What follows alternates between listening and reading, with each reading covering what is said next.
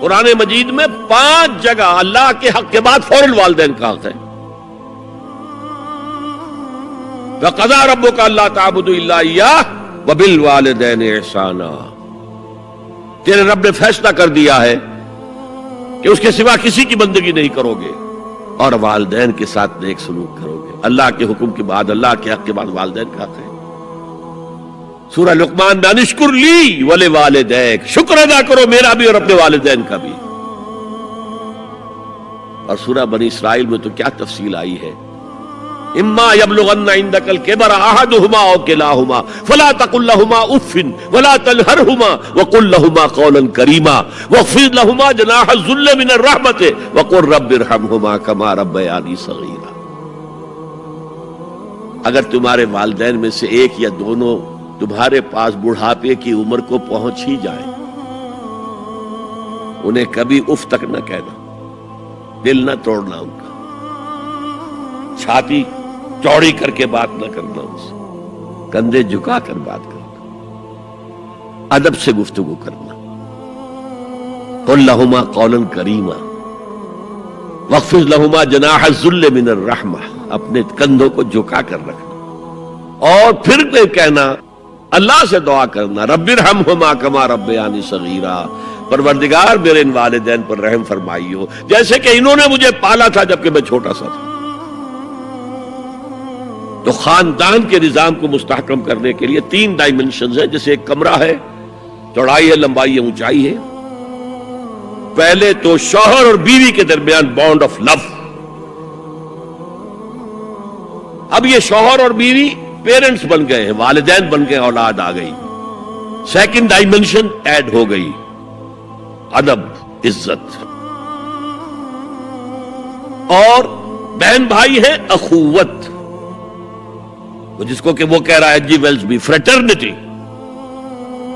خاندان کا ادارہ مستحکم. یہاں ایک نقطہ اور بیان کر دوں. لیگل لیول پر بیوی کے حقوق کم ہیں، شوہر کے زیادہ. الرجال قوامون علی النساء، سیدھی سیدھی بات ہے، اور ہمیں ڈٹ کر کہنا چاہیے. یہ اس سے زیادہ معقول بات کوئی نہیں ہے. کسی ادارے کے 2 سربراہ برابر کے اختیارات والے نہیں ہو سکتے. لیکن اخلاقی طور پر جو ماں کا حصہ ہے، باپ کا حصہ اس سے 1/3 ہے. قرآن مجید میں آیا ہے نا، حملتہ امہ وہنا علی وہن وفصالہ فی عامین ان اشکر لی ولوالدیک. اسے اٹھائے رکھا اس کی ماں نے اپنے پیٹ میں، کمزوری پر کمزوری جھیل. کمزوری تو ہو رہی ہے، اس کا خون چوس رہا ہے اندر، جھونک جو ہے وہ چوس رہی ہے خون اس کا. اور سب ماؤں کو تو اتنی نرشمنٹ موجود نہیں ہوتی کہ آپ پریگننسی میں اس کے لیے ضروری نرشمنٹ فراہم کر دیں. وہنن علی وہن، کمزوری پر کمزوری جھیل کر بھی اپنے پیٹ میں اٹھائے رکھا. وفصالہ فی عامین، اور پھر دودھ چھڑانا ہوا 2 سالوں میں. وہ جھونک جو ہے وہ پھر اس کی چھاتیوں سے چمٹ گئی. لہذا اس کا حق 3 گنا زیادہ ہے باپ سے. ایک صحابی حضور سے پوچھتے ہیں، حضور میرے حسن سلوک کا اولین مستحق کون ہے؟ فرمایا تمہاری والدہ. پھر پوچھا ان کے بعد کون؟ پھر کہا تمہاری والدہ. پھر پوچھا ان کے بعد کون؟ پھر کہا تمہاری والدہ. پھر پوچھا ان کے بعد کون؟ تو کہا تمہارے والد. 3 درجے.